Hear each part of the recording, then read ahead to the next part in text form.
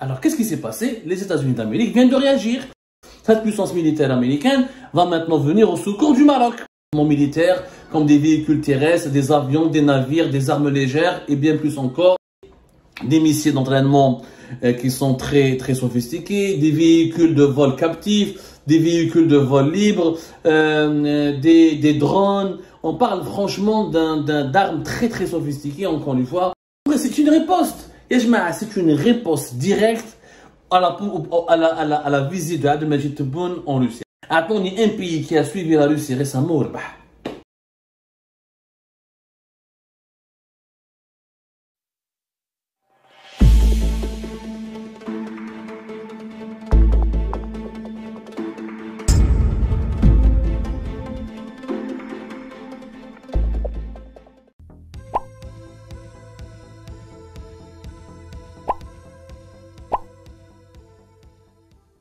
Il y a une allégeance, c'est une allégeance qui tue Tebboune qui va shkr comme il a comme les louanges, il n'a pas taré les louanges qu'il a adressées à Vladimir Poutine, le portrait mielleux, il l'a caressé dans le sens du poil, un chiite lourd, qasbar Tebboune et s'agenouille, il dit ya Sidi. Ya Sidi Poutine, Tahia Poutine, comment il a, même Poutine lui-même, revoyez les vidéos des interventions de Tebboune avec Poutine, Poutine lui-même sur son visage, il y avait les traits de l'étonnement, il était impressionné, étonné, et même agréablement étonné, oui, mais il était agréable, choqué même par la servilité, par l'excès de zèle. Voilà, il y a eu un excès de zèle dont a fait preuve Abdelmajid Tebboune à l'égard de Poutine. Poutine le grand, Poutine le meilleur, Poutine le pacifique, Poutine le juste, Poutine le raisonnable. Alors que s'il est en pleine guerre, il a déclenché la 3e guerre mondiale, aussi Tebboune qu'il est juste, il est bien.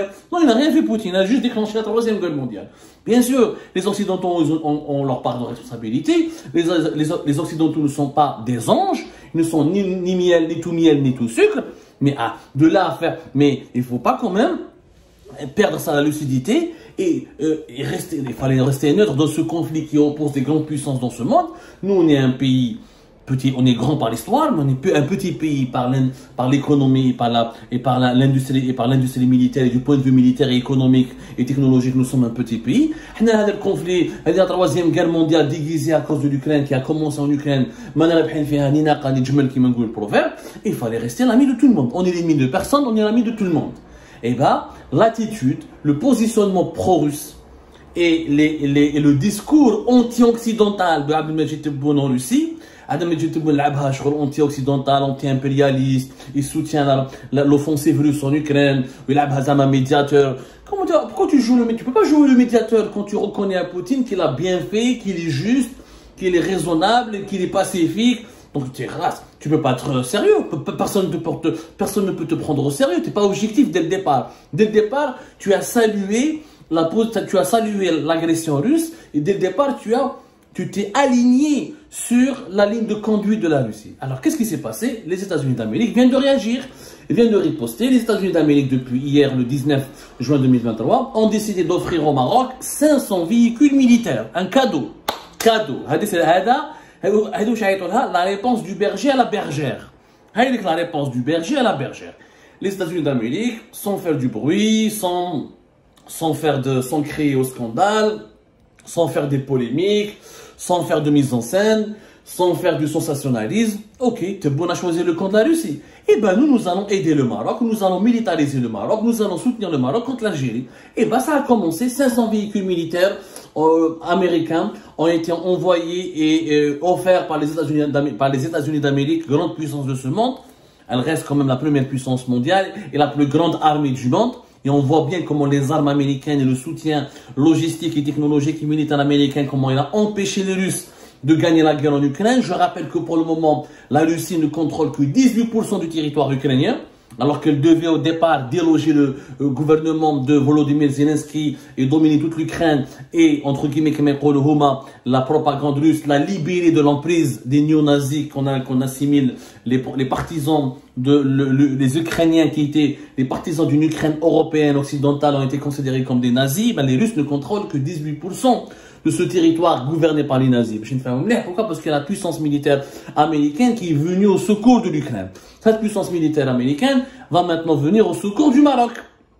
Contre qui? Contre l'Algérie. Parce que le Maroc, il a un différend clair et assumé avec l'Algérie autour de la question du Sahara occidental. L'Algérie qui a rompu ses relations diplomatiques avec le Maroc depuis l'été, depuis août depuis comment ça s'appelle, depuis août 2021, avec la série on est pratiquement au bord d'une guerre entre l'Algérie et le Maroc, espace aérien fermé aux avions marocains provenant du Maroc depuis septembre 2021, pas de relations diplomatiques, pas de relations directes, pas de dialogue entre les deux pays, que des menaces, que des exercices militaires, que des démonstrations de force, que des intimidations, que des pressions de part et d'autre. Et ben les États-Unis d'Amérique ont choisi leur camp. Puisque Tebboune a choisi le camp de la Russie, les États-Unis d'Amérique ont choisi le camp du Maroc.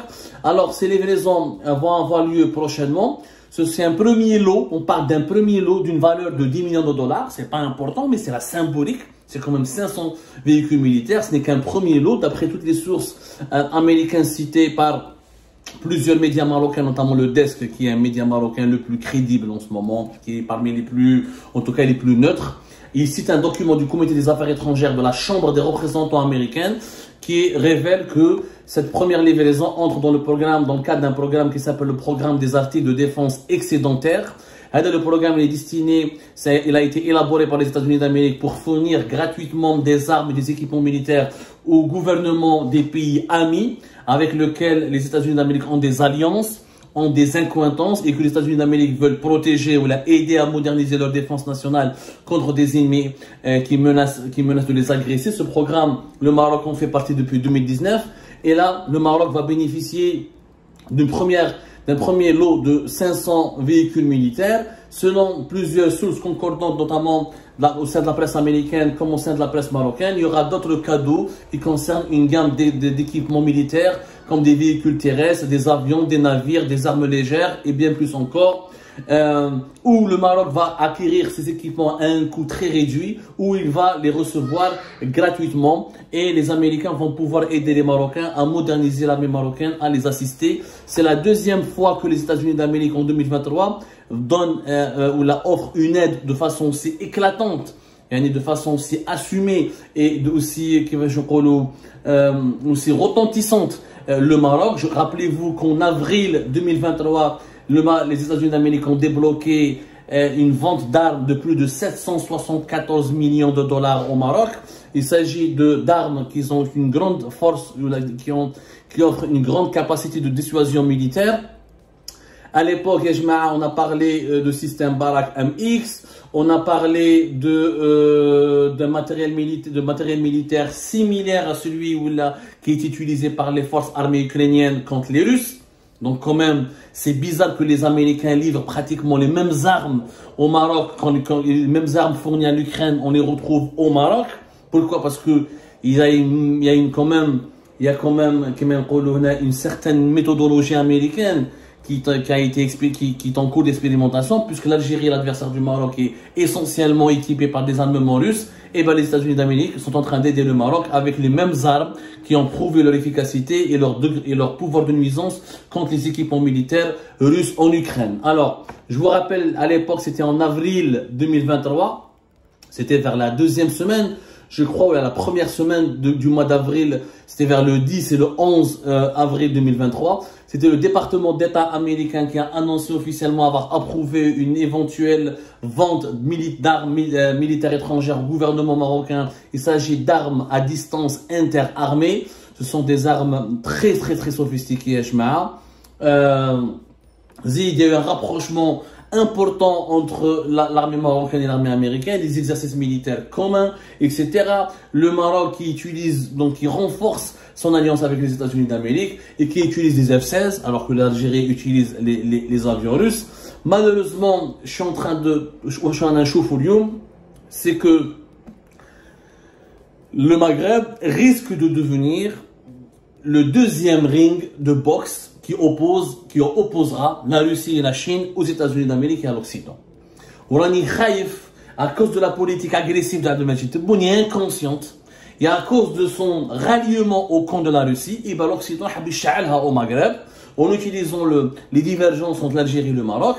L'Occident va donner beaucoup d'armes au Maroc.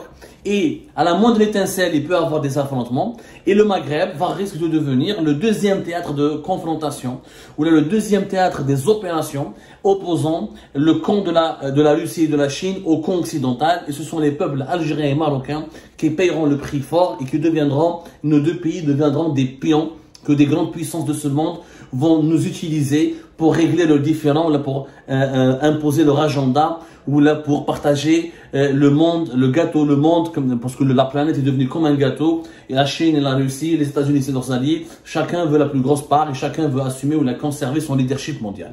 Je vous rappelle que déjà les États-Unis d'Amérique vont fournir des armes à distance interarmées, des missiles d'entraînement qui sont très sophistiqués, des véhicules de vol captifs, des véhicules de vol libre, des drones. On parle franchement d'armes très sophistiquées. Encore une fois, il y a eu le fameux les HIMARS, qui sont des systèmes d'artillerie à haute mobilité, montés sur des camions, qui ont été déjà utilisés sur le front ukrainien et qui ont prouvé encore une fois leur redoutable efficacité. Donc les États-Unis d'Amérique c'est une riposte. C'est une riposte directe à la visite de Abdelmadjid Tebboune en Russie. À chaque fois que le régime algérien se rapproche de Moscou, les États-Unis d'Amérique donnent plus d'armes au Maroc, favorisent davantage le Maroc, se rapprochent davantage du Maroc. C'est la réponse du berger à la bergère. Et naturellement, c'est une mauvaise nouvelle. D'abord, pour les Maghrébins ensemble, et pour les Algériens aussi, parce que, je ne vois pas, un pays qui a suivi la Russie récemment, شفنا l'Arménie مع l'Azerbaïdjan de fin 2020. L'Arménie qui était armée, protégée, surarmée par la Russie, considérée comme un satellite militaire russe. Ils ont perdu la guerre pendant quelques semaines. C'était vers la fin de l'année 2020. Ils ont pris une raclée de la part de l'Azerbaïdjan qui était armée par la Turquie, armée par les Israéliens. C'était le dernier conflit qui a opposé un pays partisan ou fidèle à la Russie à un pays qui n'est pas réellement, militairement parlant, où l'Azerbaïdjan a de bonnes relations avec la Russie de Vladimir Poutine, mais ces équipements militaires, ces technologies militaires ne sont pas fournies par la Russie, essentiellement par la Russie. Le Maroc, l'Algérie, c'est un peu, j'ai peur que ce soit la même reproduction du conflit arménien-azerbaïdjan. On aura un pays qui est dépendant des armes russes avec un pays, que le Maroc, qui est essentiellement alimenté et qui s'approvisionne auprès des puissances occidentales et des technologies occidentales. Bien sûr, entre le Maroc et l'Algérie, il n'y aura pas de gagnant parce que voilà, c'est pas l'Algérie, le Maroc n'ont pas le même poids que l'Azerbaïdjan et l'Arménie. Une guerre entre l'Algérie et le Maroc aura beaucoup plus de dégâts, aura des conséquences encore plus désastreuses et des conséquences encore plus dangereuses pour l'ordre mondial d'abord et pour la sécurité de toute la région, l'Afrique du Nord et le bassin méditerranéen. Mais là, le rapprochement que les États-Unis d'Amérique ont averti, depuis l'arrivée de la nouvelle ambassade des États-Unis d'Amérique en février 2022, Madame Elisabeth Morobin, elle a rencontré tous les hauts responsables algériens. Elle a fait du grand lobbying. Elle a fait une série interminable de rencontres. Elle a rencontré Tebboune, le Premier ministre, Saïd Chengreha, les généraux algériens, les services de sécurité. Attention, les États-Unis d'Amérique n'accepteraient jamais que l'Algérie devienne sans monarchie en russe. Les États-Unis d'Amérique n'accepteraient jamais que l'Algérie devienne l'allié militaire de la Russie dans ce conflit. Qu'on aimerait que l'Algérie reste neutre. Vous voulez pas être dans notre camp, il n'y a pas de problème. Mais n'allez pas dans le camp des Russes. Ne faites pas de l'Algérie une base arrière à partir de laquelle des forces militaires russes, le renseignement russe, la puissance russe, la puissance de la Russie pourraient pénétrer et menacer directement les pays de l'Europe qui sont tous membres de l'OTAN, notamment de l'Europe du Sud, ou l'Afrique du Nord qui est quand même une région stratégique pour les États-Unis d'Amérique, où il y a beaucoup d'intérêt pour les États-Unis d'Amérique, notamment depuis le début du conflit libyen et les bonnes relations entre les États-Unis, l'Égypte et le Maroc. Les États-Unis d'Amérique, l'administration Biden n'a pas cessé d'avertir, de faire de la pédagogie, à la fois de menacer, d'avertir et d'essayer de séduire le régime algérien pour qu'il conserve une neutralité ou pour qu'il reste dans une position pas dangereuse vis-à-vis des pays membres de l'OTAN, c'est-à-dire qu'ils ne deviennent pas une caserne russe. Voilà. Ce que les États-Unis d'Amérique ne voudraient pas, c'est que l'Algérie, en favorisant une alliance militaire avec la Russie, ça deviendra une deuxième série. C'est-à-dire des bases militaires russes en Algérie, des déploiements des forces militaires russes en Algérie, les forces Wagner qui passent par le territoire algérien. Ça, les Américains ont dit clairement qu'ils ne l'accepteraient jamais. Jamais. Et la première réponse des Américains et le premier avertissement sérieux, c'était les menaces arborées par certains sénateurs et députés américains qui ont demandé de sanctionner l'Algérie vers septembre 2022 pour son alignement, pour son alignement et pour ses achats massifs des armes russes. Deuxième avertissement, c'était la livraison d'armes importantes et sophistiquées et modernes au Maroc. Il y a des lanceurs, les systèmes HIMARS, les systèmes de missiles tactiques, M57, les M31A2 guides multiples roquettes, des véhicules à route polyvalents et des systèmes internationaux de données tactiques d'artillerie, de campagne. Et les nouveaux 500 gratuitement, les 500 véhicules militaires gratuitement offerts au Maroc à partir de ce mois de juin, fin juin 2023. Et ben, cela prouve, cela démontre que les États-Unis d'Amérique apportent une réponse précise au régime algérien. On n'hésitera pas, la réponse est claire, on n'hésitera pas à donner toutes les armes nécessaires au Maroc pour que non seulement ils puissent se défendre, mais aussi c'est des armes d'agression, pour qu'ils puissent aussi faire mal, et faire mal à l'Algérie. Et là, on est dans ça va déséquilibrer les rapports de force entre l'Algérie et le Maroc, parce que pour le moment, l'industrie militaire russe n'est pas capable de fournir les armes réclamées par les généraux algériens. L'armée russe, elle est embourbée dans le conflit ukrainien. Elle a elle-même du mal à fabriquer ses propres chars, ses propres avions et ses propres munitions. Je vois mal comment la Russie pourrait fournir beaucoup d'armes en Algérie au cas où d'un conflit éclate dans notre région et il oppose à un autre pays soutenu par l'OTAN ou là les États-Unis d'Amérique. L'avertissement, il est clair. C'est troisième avertissement maintenant. Je pense qu'il n'y a pas de l'adage, il n'y a pas de 203, il n'y a pas de 304, mais après cette offrande militaire au Maroc, nous allons assister, je pense, à une escalade entre les deux pays. Parce que le régime marocain va bomber le torse, il va se sentir davantage en sécurité. Donc le langage, les provocations entre les deux pays vont monter crescendo.